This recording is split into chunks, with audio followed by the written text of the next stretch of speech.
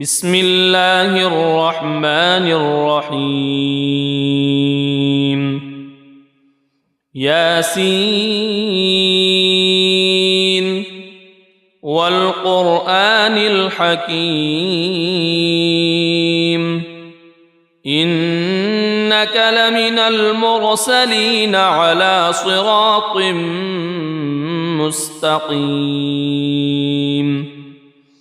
تنزيل العزيز الرحيم لتنذر قوما ما أنذر آباؤهم فهم غافلون لقد حق القول على أكثرهم فهم لا يؤمنون إنا جعلنا في أعناقهم أغلالا فهي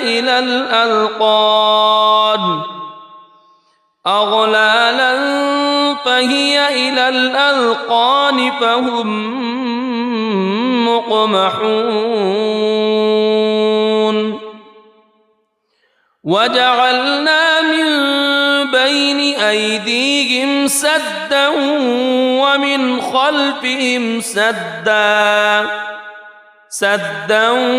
ومن خلفهم سدا فأغشيناهم فهم لا يبصرون وسواء عليهم أأنذرتهم أم لم تنذرهم لا يؤمنون إنما تنذر من اتبع الذكر وخشي الرحمن بالغيب فبشره بمغفرة وأجر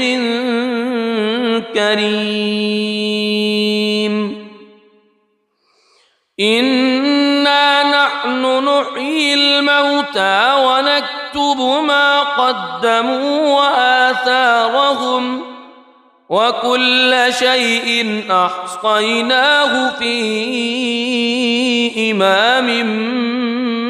مبين واضرب لهم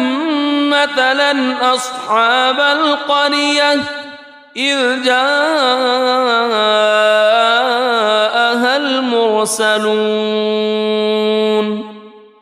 إذ أرسلنا إليهم اثنين فكذبوهما فعززنا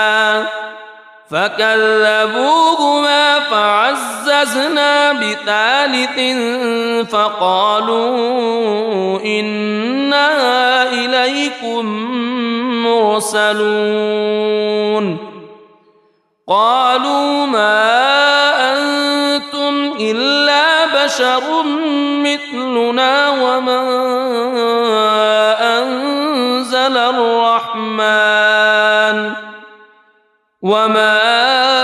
أنزل الرحمن من شيء إن أنتم إلا تكذبون قالوا ربنا يعلم إنا إليكم لمرسلون وما علينا إلا البلاغ المبين قالوا إنا تطيرنا بكم لئن لم تنتهوا لنرجمنكم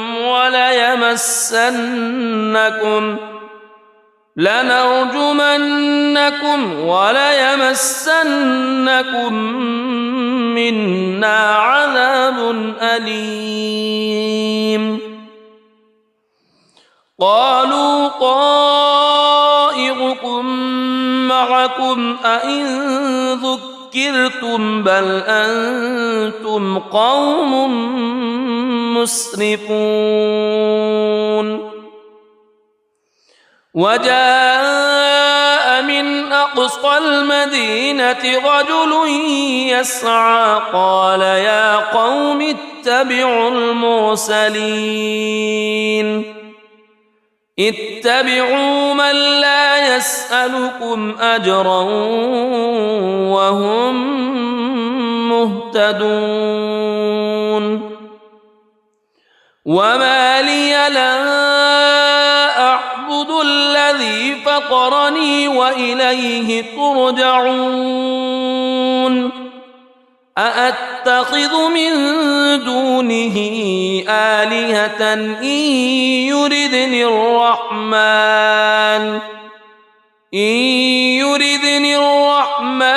بضر لا تغن عني شفاعتهم شيئا ولا ينقذون إني إذا لفي ضلال مبين إني آمنت بربكم فاسمعون قيل ادخل الجنة قال يا ليت قومي يعلمون بما غفر لي ربي وجعلني من المكرمين وما أنزلنا على قومه من بعده من جند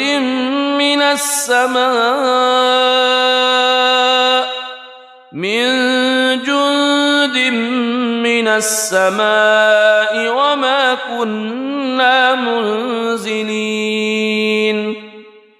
إن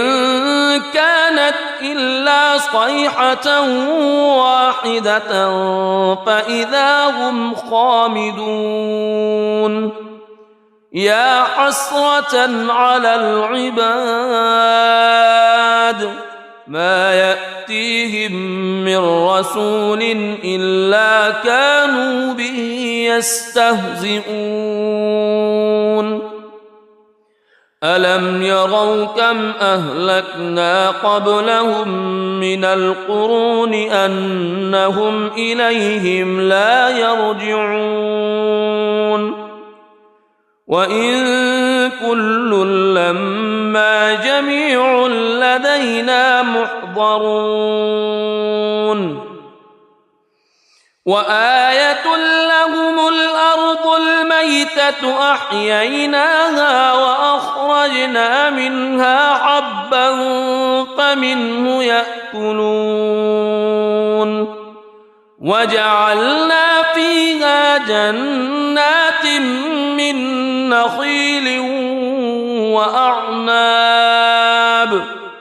من نخيل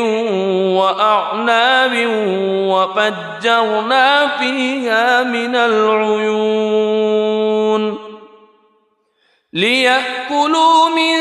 ثمره وما عملته أيديهم أفلا يشكرون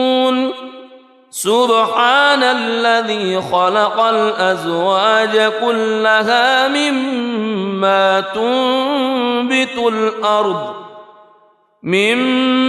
تنبت الأرض ومن أنفسهم ومما لا يعلمون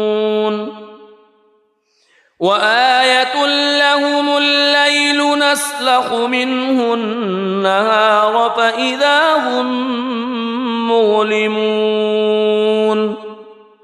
والشمس تجري لمستقر لها ذلك تقدير العزيز العليم والقمر قدرناه منازل حتى عاد كالعرجون القديم لا الشمس ينبغي لها أن تدرك القمر ولا الليل سابق النهار وكل في فلك يسبحون وآية لهم أنا حملنا ذريتهم في الفلك المشحون وخلقنا لهم من مثله ما يركبون وإن نشأ نغرقهم فلا صريخ لهم ولا هم ينقذون إلا رحمة منا ومتاعا إلى حين وإذا قيل لهم اتقوا ما بين أيديكم وما خلفكم لعلكم ترحمون وما تأتيهم من آية من آيات ربهم إلا كانوا عنها معرضين وإذا قيل لهم أنفقوا مما رزقكم الله قال الذين كفروا للذين آمنوا أنطعم من لو يشاء الله أطعمه إن أنتم إلا في ضلال مبين ويقولون متى هذا الوعد إن كنتم صادقين ما ينظرون إلا صيحة واحدة تأخذهم وهم يخصمون فلا يستطيعون توصية ولا إلى أهلهم يرجعون ونفخ في الصور فإذا هم من الأجداث إلى ربهم ينسلون قالوا يا ويلنا من بعثنا من مرقدنا هذا ما وعد الرحمن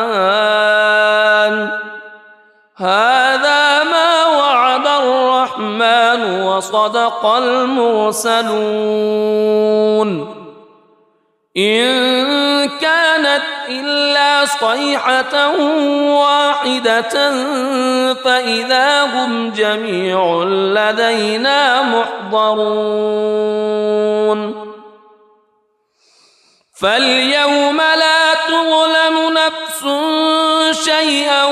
ولا تجزون إلا ما كنتم تعملون إن أصحاب الجنة اليوم في شغل فاكهون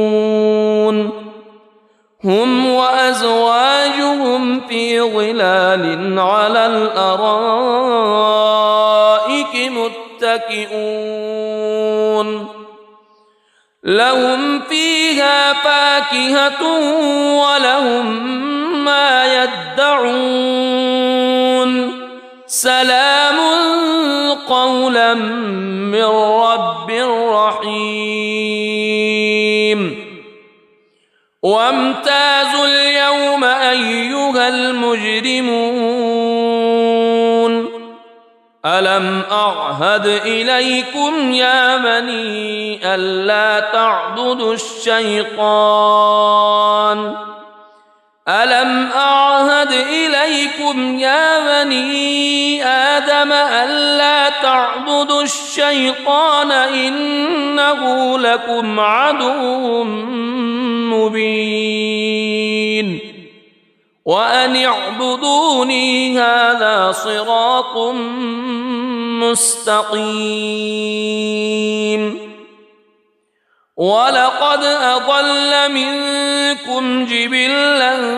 كثيرا أفلم تكونوا تعقلون هذه جهنم التي كنتم توعدون اصلوها اليوم بما كنتم تكفرون اليوم نختم على أفواههم وتكلمنا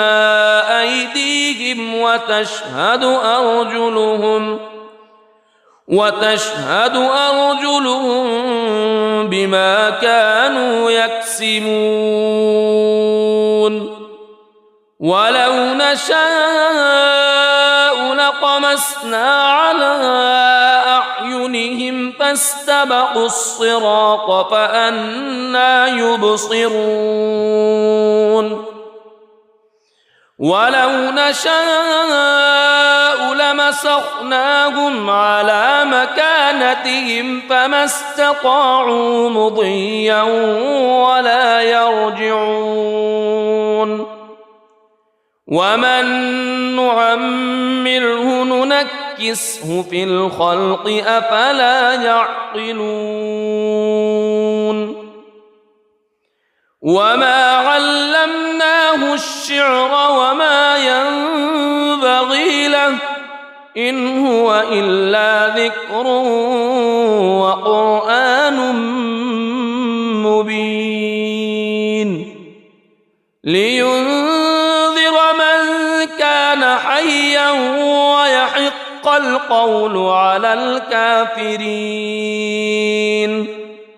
أولم يروا أنا خلقنا لهم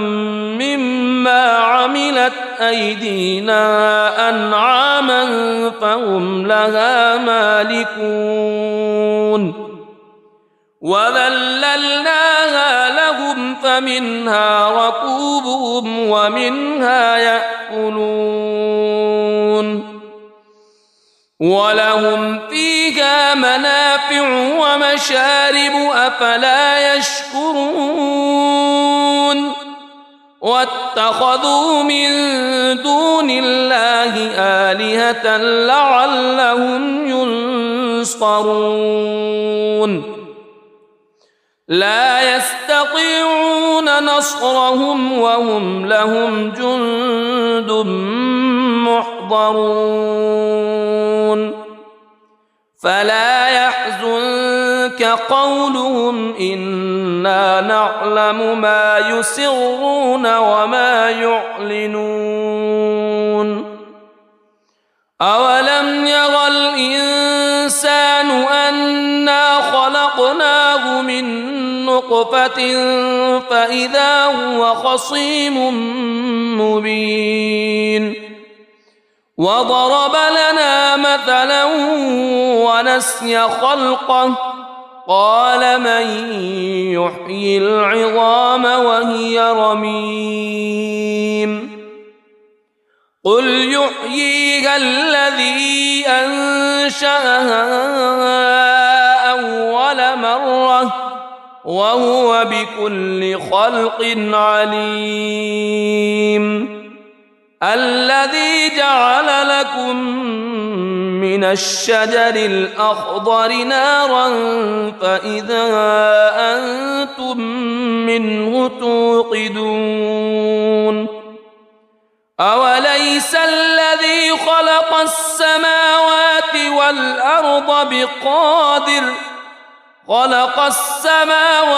والأرض بقادر على أن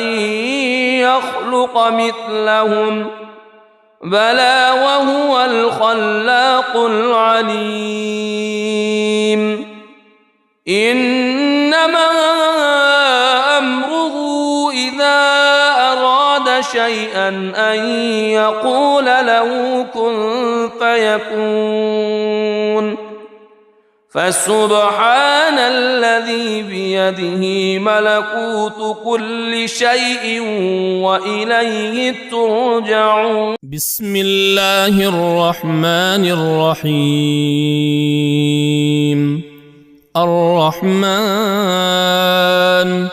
علم القرآن خلق الإنسان علمه البيان الشمس والقمر بحسبان والنجم والشجر يسجدان والسماء رفعها ووضع الميزان ألا تطغوا في الميزان وأقيموا الوزن بالقسط ولا تخسروا الميزان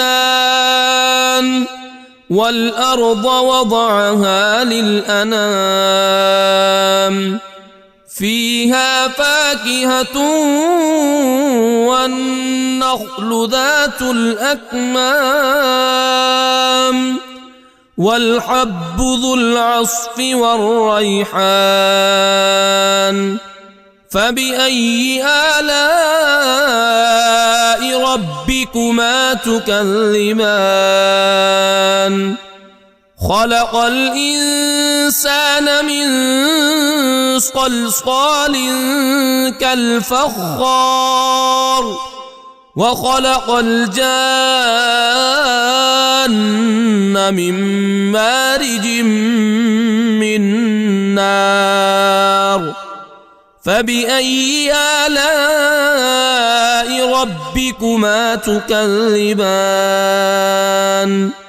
رب المشرقين ورب المغربين فبأي آلاء ربكما تكذبان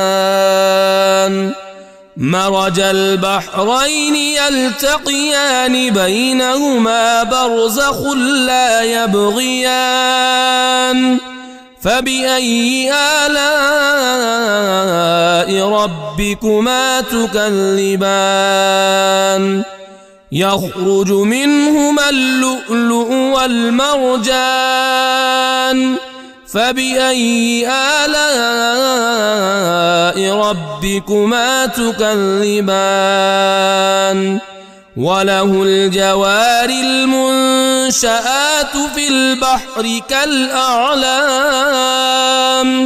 فبأي آلاء ربكما تكذبان كل من عليها فان ويبقى وجه ربك ذو الجلال والإكرام فبأي آلاء ربكما تكذبان يسأله من في السماوات والأرض كل يوم هو في شأن فبأي آلاء ربكما تكذبان سنفرغ لكم أيها الثقلان فبأي آلاء ربكما تكذبان يا معشر الجن والإنس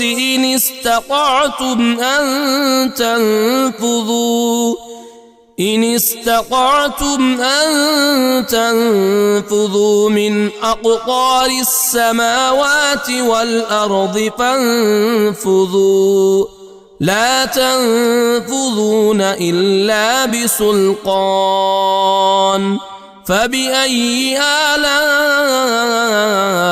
ربكما تكذبان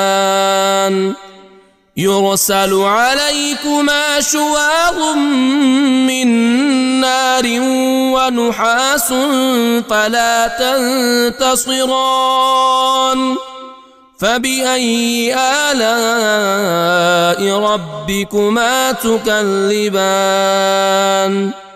فإذا انشقت السماء فكانت وردة كالدهان فبأي آلاء ربكما تكذبان فيومئذ لا يسأل عن ذنبه إنس ولا جان فبأي آلاء ربكما تكذبان يعرف المجرمون بسيماهم فيؤخذ بالنواصي والأقدام فبأي آلاء ربكما تكذبان هذه جهنم التي يكذب بها المجرمون يطوفون بينها وبين حميم آن فبأي آلاء ربكما تكذبان ولمن خاف مقام ربه جنتان فبأي آلاء ربكما تكذبان ذواتا أفنان فبأي آلاء ربكما تكذبان فيهما عينان تجريان فبأي آلاء ربكما تكذبان فيهما من كل فاكهة زوجان فبأي آلاء ربكما تكذبان متكئين على فرش بطائنها من استبرق وجنى الجنتين دان فبأي آلاء ربكما تكذبان فيهن قاصرات الطرف لم يطمثهن إنس قبلهم ولا جان فبأي آلاء ربكما تكذبان كأنهن الياقوت والمرجان فبأي آلاء ربكما تكذبان هل جزاء الإحسان إلا الإحسان فبأي آلاء ربكما تكذبان ومن دونهما جنتان فبأي آلاء ربكما تكذبان مدهامتان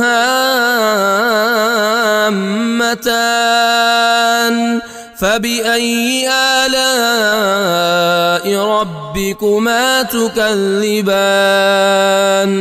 فيهما عينان نضاختان فبأي آلاء ربكما تكذبان فيهما فاكهة ونخل ورمان فبأي آلاء ربكما تكذبان فيهن خيرات حسان فبأي آلاء ربكما تكذبان حور مقصورات في الخيام فبأي آلاء ربكما تكذبان لم يطمثهن إنس قبلهم ولا جان فبأي آلاء ربكما تكذبان متكئين على رفرف خضر وعبقري حسان فبأي آلاء ربكما تكذبان تبارك اسم ربك ذي الجلال والإكرام بسم الله الرحمن الرحيم ياسين والقرآن الحكيم إنك لمن المرسلين على صراط مستقيم تنزيل العزيز الرحيم لتنذر قوما ما أنذر آباؤهم فهم غافلون لقد حق القول على أكثرهم فهم لا يؤمنون إنا جعلنا في أعناقهم أغلالا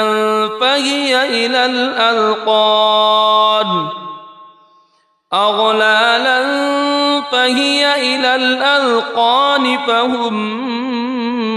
مقمحون وجعلنا من بين أيديهم سدا ومن خلفهم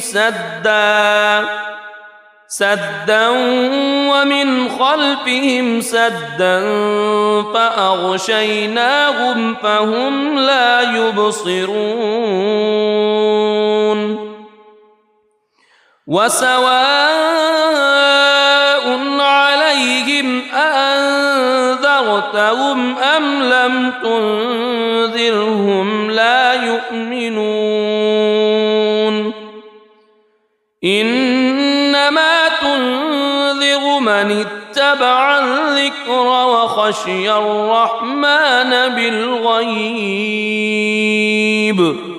فبشره بمغفرة وأجر كريم إنا نحن نحيي الموتى ونكتب ما قدموا وآثارهم وكل شيء أحصيناه في إمام مبين واضرب لهم مثلا أصحاب القرية إذ جاءها المرسلون إذ أرسلنا إليهم اثنين فكذبوهما فعززنا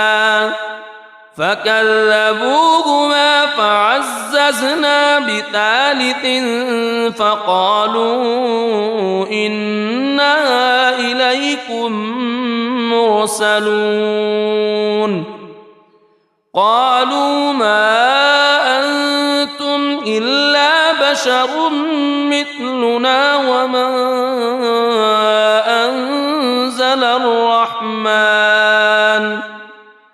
وما أنزل الرحمن من شيء إن أنتم إلا تكذبون قالوا ربنا يعلم إنا إليكم لمرسلون وما علينا إلا البلاغ المبين قالوا إنا تطيرنا بكم لئن لم تنتهوا لنرجمنكم وليمسنكم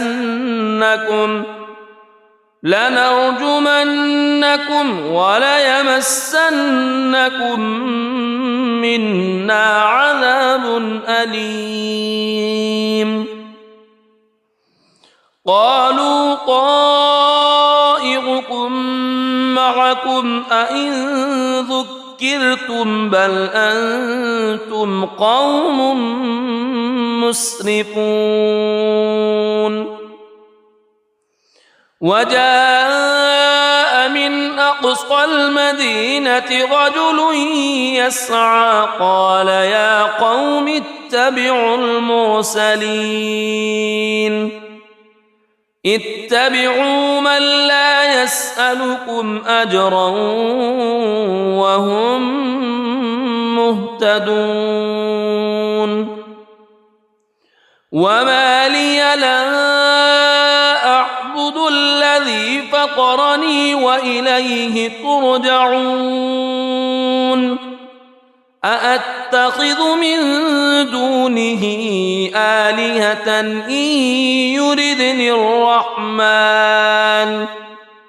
إن يردني الرحمن بضر لا تغن عني شفاعتهم شيئا ولا ينقذون إني إذا لفي ضلال مبين إني آمنت بربكم فاسمعون قيل ادخل الجنة قال يا ليت قومي يعلمون بما غفر لي ربي وجعلني من المكرمين وما أنزلنا على قومه من بعده من جند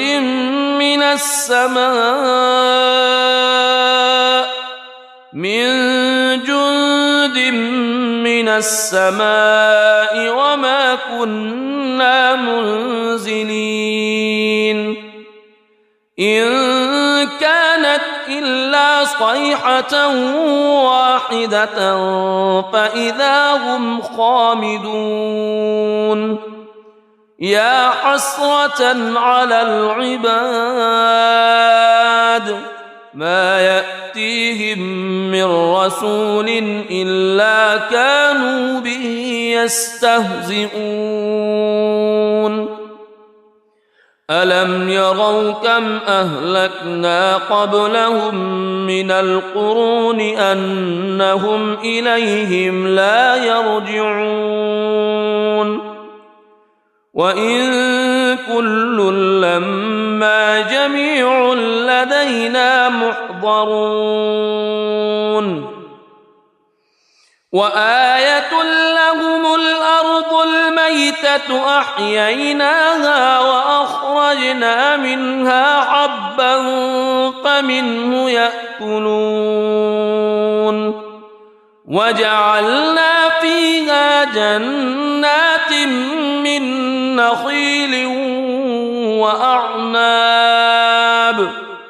من نخيل وأعناب وفجرنا فيها من العيون ليأكلوا من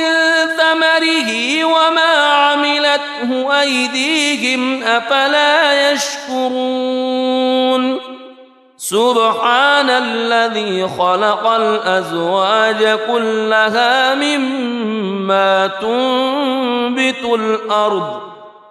مما تنبت الأرض ومن أنفسهم ومما لا يعلمون وآية لهم الليل نسلخ منه النهار فإذا هم مظلمون والشمس تجري لمستقر لها ذلك تقدير العزيز العليم والقمر قدرناه منازل حتى عاد كالعرجون القديم لا الشمس ينبغي لها أن تدرك القمر ولا الليل سابق النهار وكل في فلك يسبحون وآية لهم أنا حملنا ذريتهم في الفلك المشحون وخلقنا لهم من مثله ما يركبون وإن نشأ نغرقهم فلا صريخ لهم ولا هم ينقذون إلا رحمة منا ومتاعا إلى حين وإذا قيل لهم اتقوا ما بين أيديكم وما خلفكم لعلكم ترحمون وما تأتيهم من آية من آيات ربهم إلا كانوا عنها معرضين وإذا قيل لهم أنفقوا مما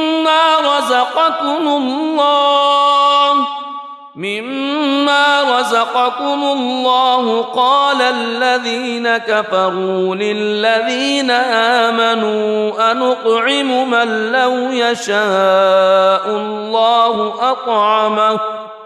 إن أنتم إلا في ضلال مبين ويقولون متى هذا الوعد إن كنتم صادقين ما ينظرون إلا صيحة واحدة تأخذهم وهم يخصمون فلا يستطيعون توصية ولا إلى أهلهم يرجعون ونفخ في الصور فإذا هم من الأجداث إلى ربهم ينسلون قالوا يا ويلنا من بعثنا من مرقدنا هذا ما وعد الرحمن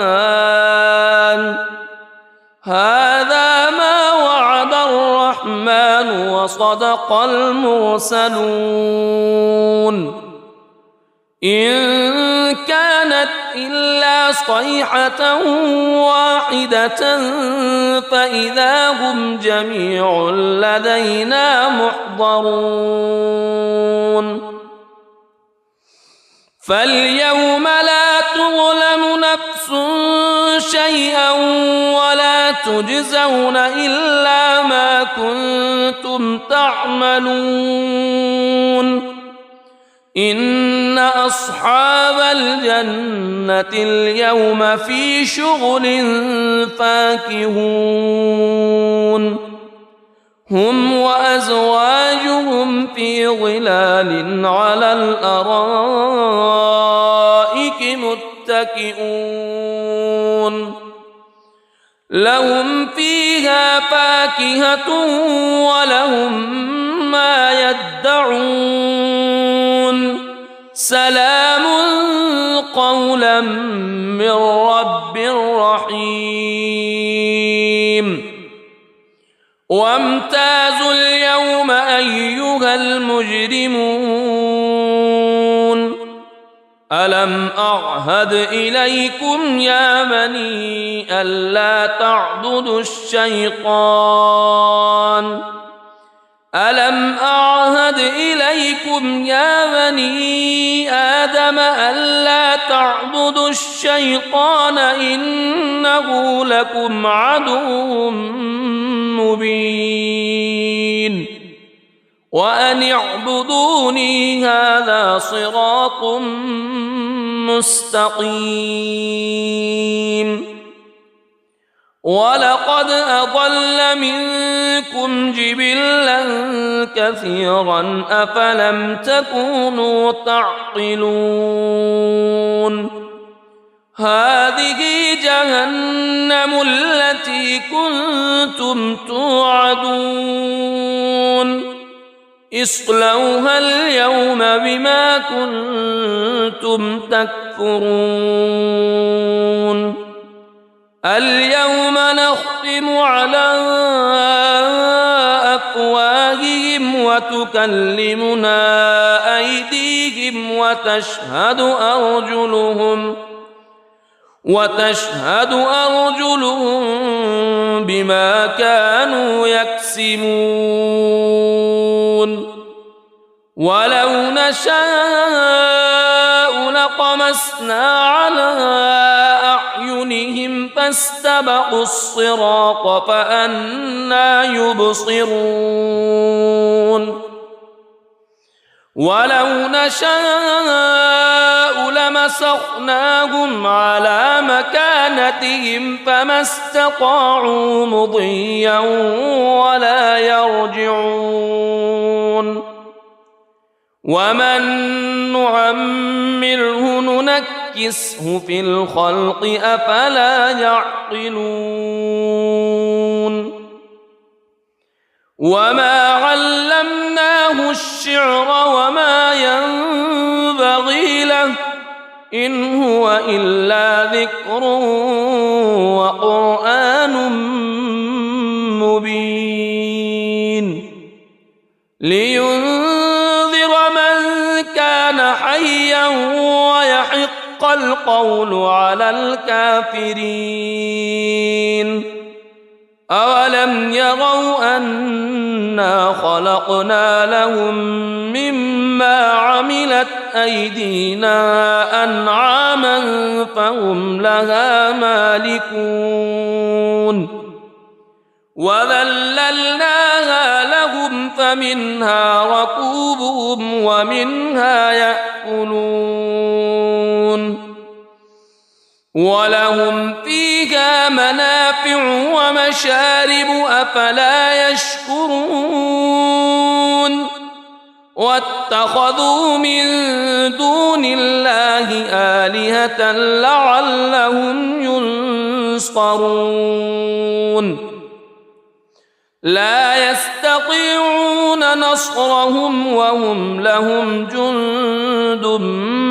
محضرون فلا يحزنك قولهم إنا نعلم ما يسرون وما يعلنون أولم ير الإنسان أنا خلقناه من نطفة فإذا هو خصيم مبين وضرب لنا مثلا ونسي خلقه قال من يحيي العظام وهي رميم قل يحييها الذي أنشأها أول مرة وهو بكل خلق عليم الذي جعل لكم من الشجر الأخضر نارا فإذا أنتم منه توقدون أوليس الذي خلق السماوات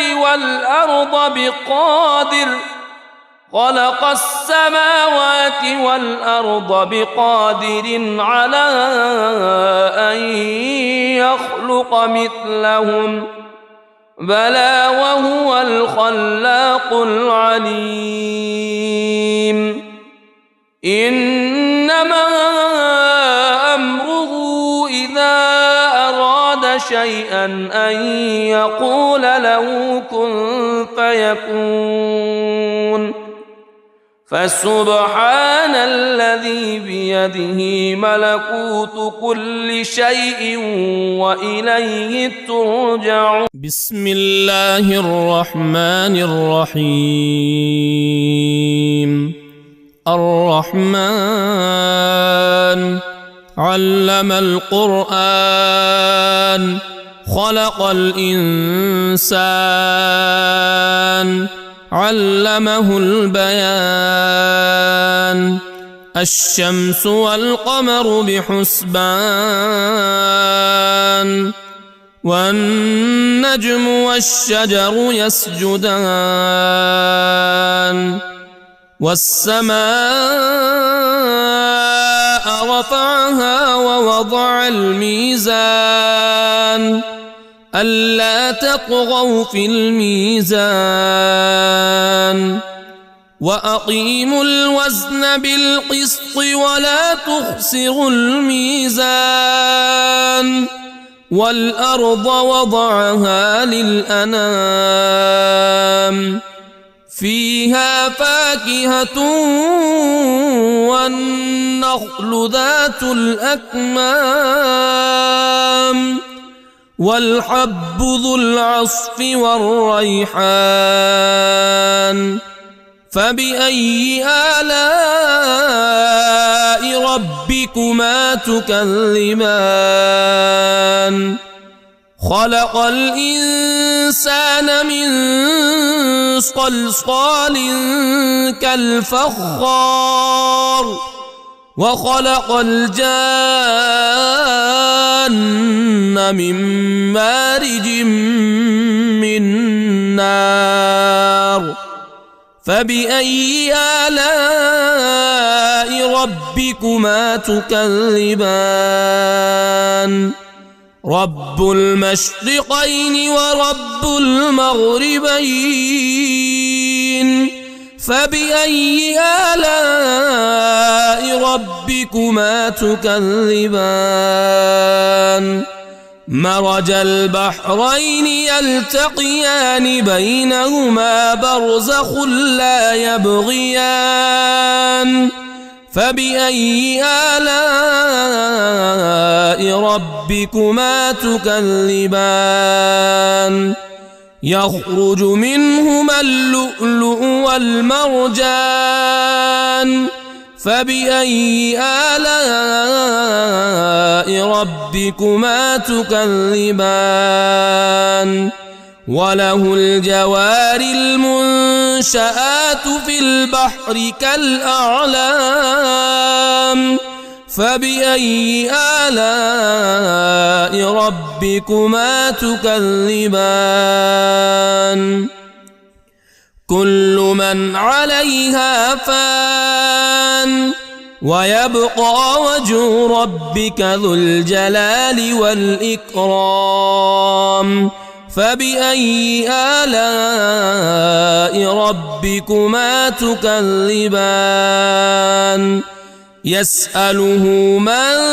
في السماوات والأرض كل يوم هو في شأن. فبأي آلاء ربكما تكذبان؟ سنفرغ لكم أيها الثقلان. فبأي آلاء ربكما تكذبان؟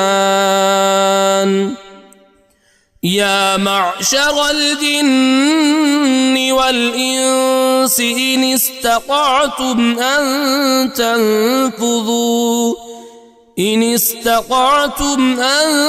تنفذوا من أقطار السماوات والأرض فانفذوا لا تنفذون إلا بسلطان. فبأي آلاء ربكما تكذبان؟ يرسل عليكما شواظ من نار ونحاس فلا تنتصران. فبأي آلاء ربكما تكذبان فإذا انشقت السماء فكانت وردة كالدهان فبأي آلاء ربكما تكذبان فيومئذ لا يسأل عن ذنبه إنس ولا جان فبأي آلاء ربكما تكذبان يعرف المجرمون بسيماهم فيؤخذ بالنواصي والأقدام فبأي آلاء ربكما تكذبان هذه جهنم التي يكذب بها المجرمون يطوفون بينها وبين حميم آن فبأي آلاء ربكما تكذبان ولمن خاف مقام ربه جنتان فبأي آلاء ربكما تكذبان ذواتا أفنان فبأي آلاء ربكما تكذبان فيهما عينان تجريان فبأي آلاء ربكما تكذبان فيهما من كل فاكهة زوجان فبأي آلاء ربكما تكذبان متكئين على فرش بطائنها من استبرق وجنى الجنتين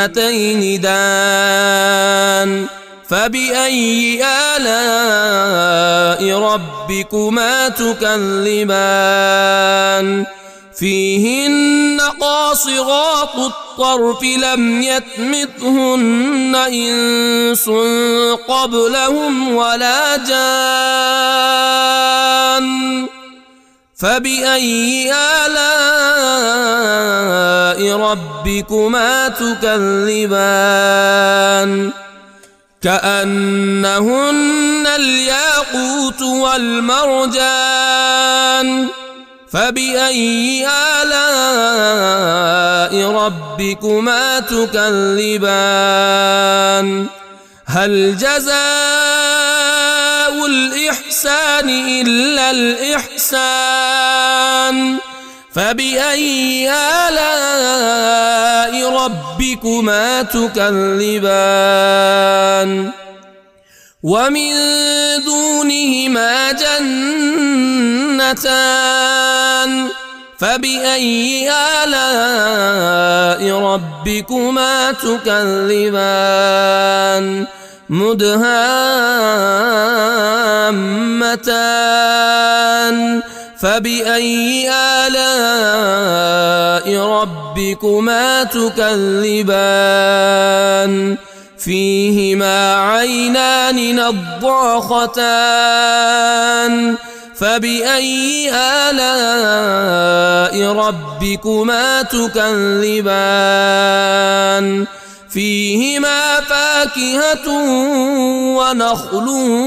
ورمان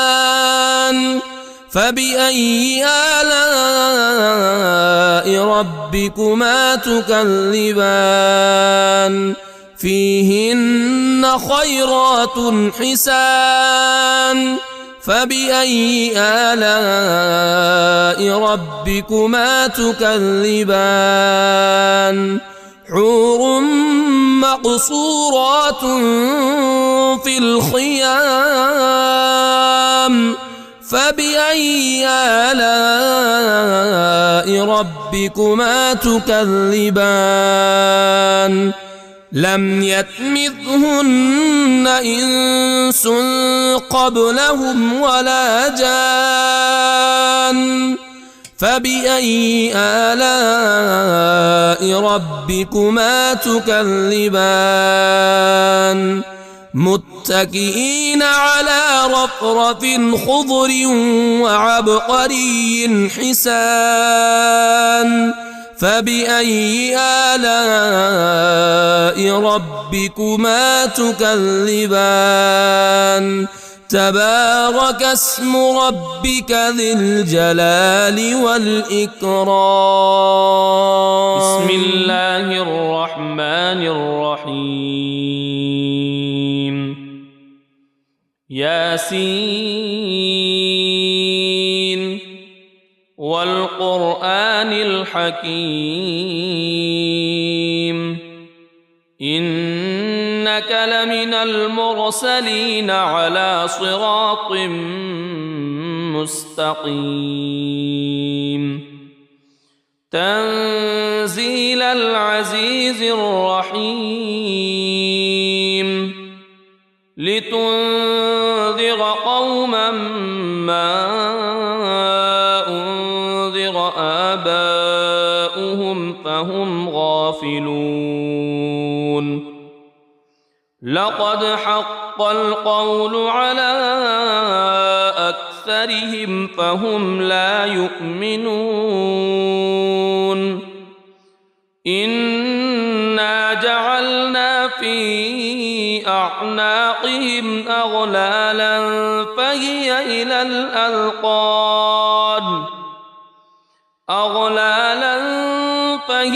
إلى الأذقان فهم مقمحون وجعلنا من بين أيديهم سدا ومن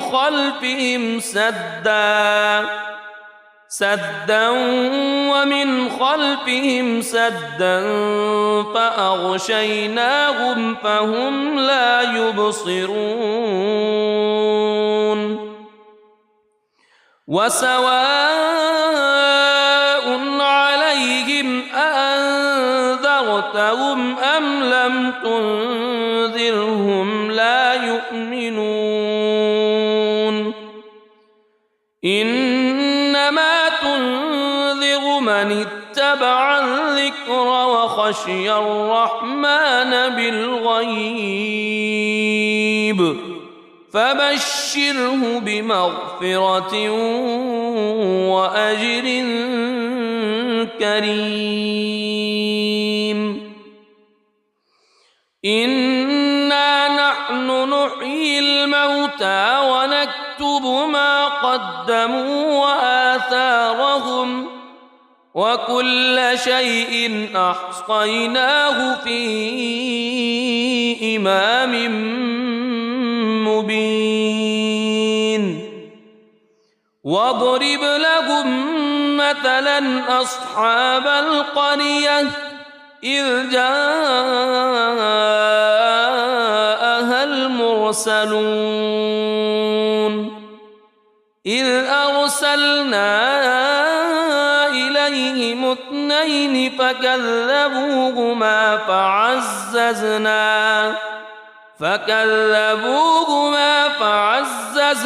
بثالث فقالوا إنا إليكم مرسلون قالوا ما أنتم إلا بشر مثلنا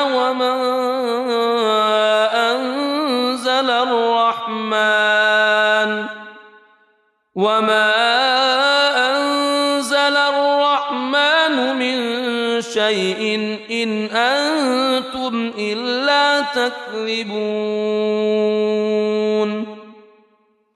قالوا ربنا يعلم يعلم إنا إليكم لمرسلون وما علينا إلا البلاغ المبين قالوا إنا تطيرنا بكم لئن لم تنتهوا لنرجمنكم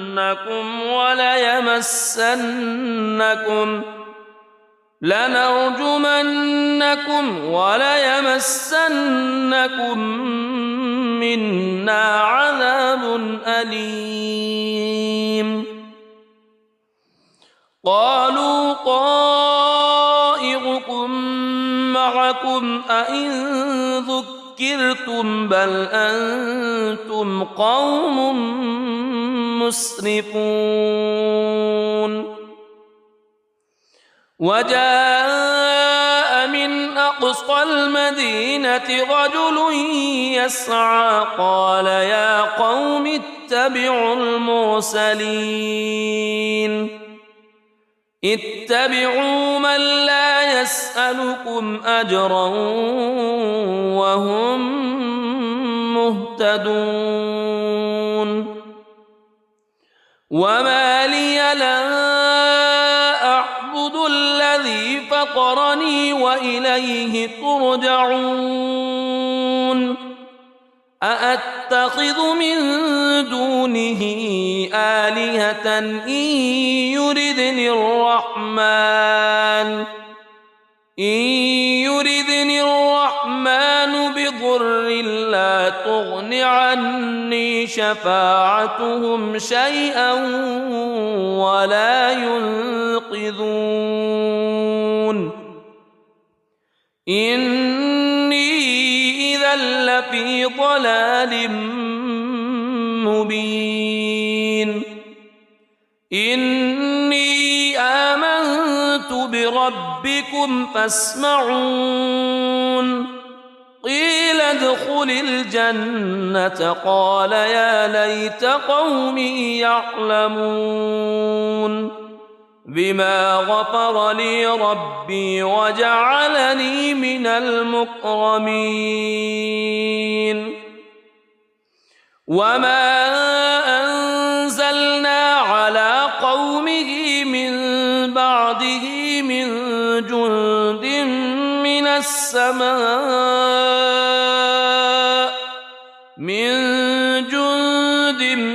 من السماء وما كنا منزلين إن كانت إلا صيحة واحدة فإذا هم خامدون يا حسرة على العباد ما يأتيهم من رسول إلا كانوا به يستهزئون ألم يروا كم أهلكنا قبلهم من القرون أنهم إليهم لا يرجعون وإن كل لما جميع لدينا محضرون وآية لهم الأرض الميتة أحييناها وأخرجنا منها حبا فمنه يأكلون وجعلنا فيها جنات من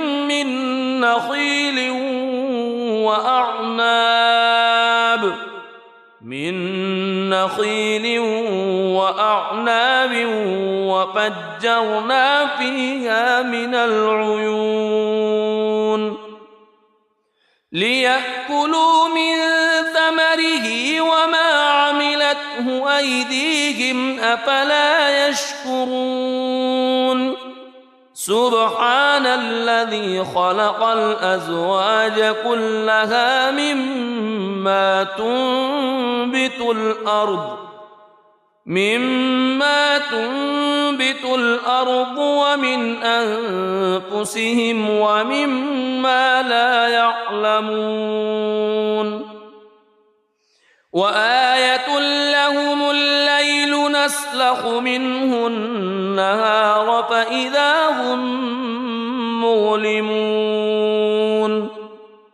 والشمس تجري لمستقر لها ذلك تقدير العزيز العليم والقمر قدرناه منازل حتى عاد كالعرجون القديم لا الشمس ينبغي لها أن تدرك القمر ولا الليل سابق النهار وكل في فلك يسبحون وآية لهم أنا حملنا ذريتهم في الفلك المشحون وخلقنا لهم من مثله ما يركبون وإن نشأ نغرقهم فلا صريخ لهم ولا هم ينقذون إلا رحمة منا ومتاعا إلى حين وإذا قيل لهم اتقوا ما بين أيديكم وما خلفكم لعلكم ترحمون وما تأتيهم من آية من آيات ربهم إلا كانوا عنها معرضين وإذا قيل لهم أنفقوا مما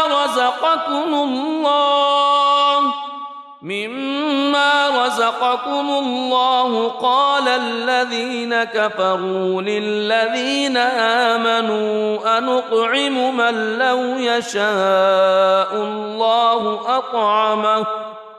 إن أنتم إلا في ضلال مبين ويقولون متى هذا الوعد إن كنتم صادقين ما ينظرون إلا صيحة واحدة تأخذهم وهم يخصمون فلا يستطيعون توصية ولا إلى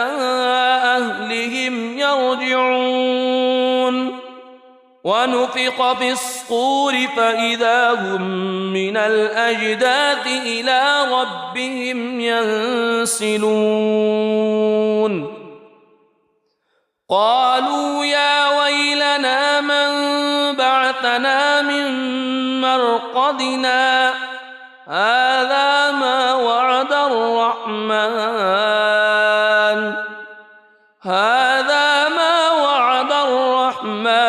وصدق المرسلون إن كانت إلا صيحة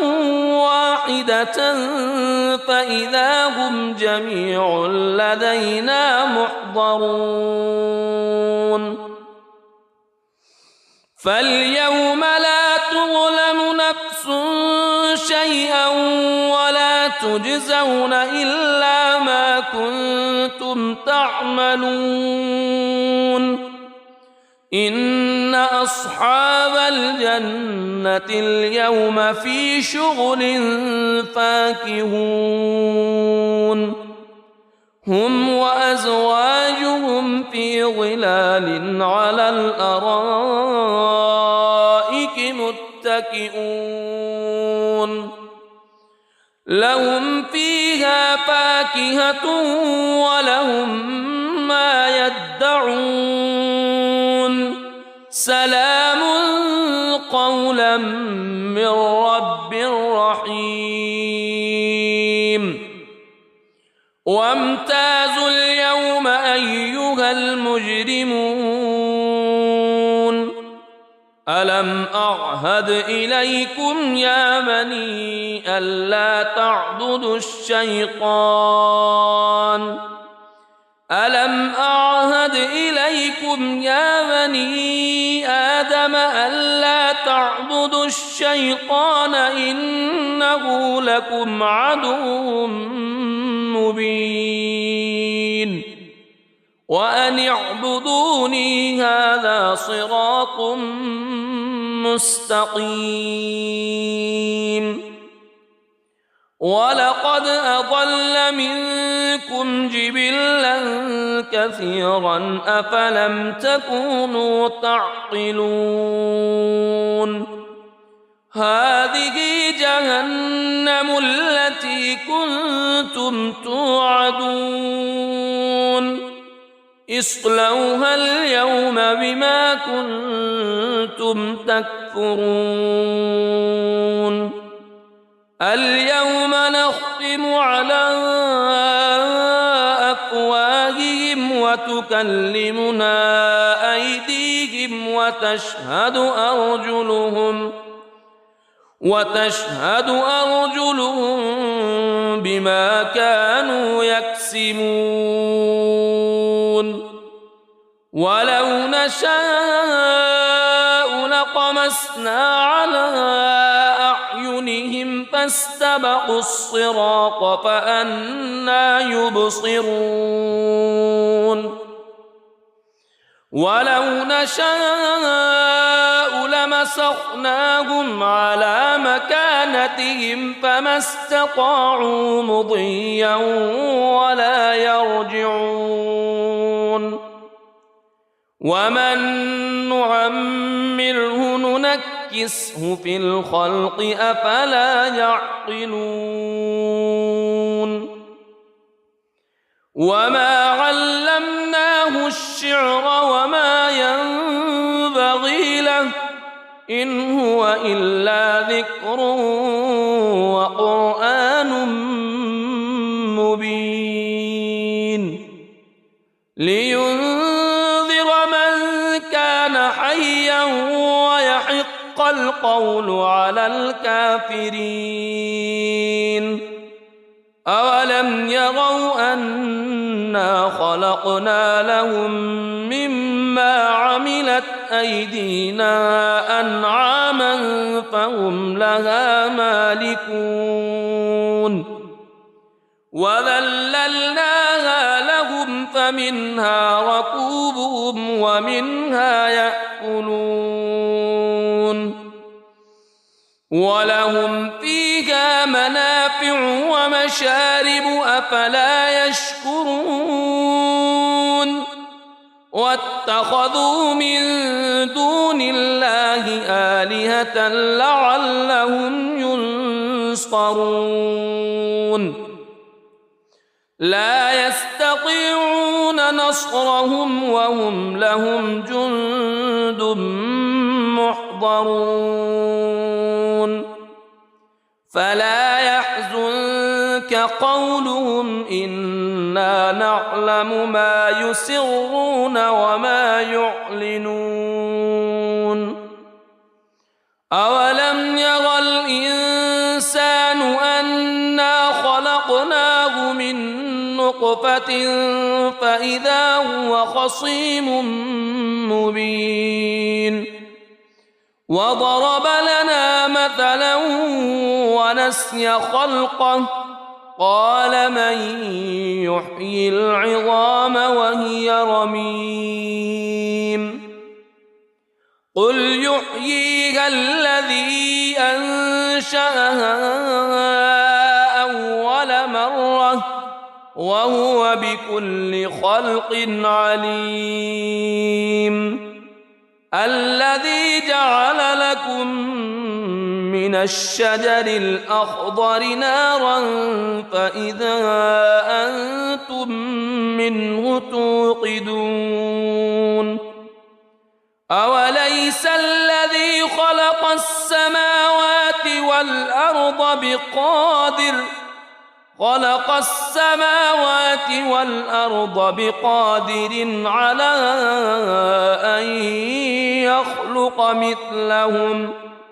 بلى وهو الخلاق العليم إنما أمره إذا أراد شيئا أن يقول له كن فيكون فسبحان الذي بيده ملكوت كل شيء وإليه ترجعون. بسم الله الرحمن الرحيم. الرحمن علم القرآن خلق الإنسان علمه البيان الشمس والقمر بحسبان والنجم والشجر يسجدان والسماء رفعها ووضع الميزان ألا تطغوا في الميزان وأقيموا الوزن بالقسط ولا تخسروا الميزان والأرض وضعها للأنام فيها فاكهة والنخل ذات الأكمام والحب ذو العصف والريحان فبأي آلاء ربكما تكذبان خلق الإنسان من صلصال كالفخار وخلق الجان من مارج من نار فبأي آلاء ربكما تكذبان رب المشرقين ورب المغربين فبأي آلاء ربكما تكذبان مرج البحرين يلتقيان بينهما برزخ لا يبغيان فبأي آلاء ربكما تكذبان يخرج منهما اللؤلؤ والمرجان فبأي آلاء ربكما تكذبان وله الجوار المنشآت في البحر كالأعلام فبأي آلاء ربكما تكذبان كل من عليها فان ويبقى وجه ربك ذو الجلال والإكرام فبأي آلاء ربكما تكذبان يسأله من في السماوات والأرض كل يوم هو في شأن فبأي آلاء ربكما تكذبان سنفرغ لكم أيها الثقلان فبأي آلاء ربكما تكذبان يا معشر الجن والإنس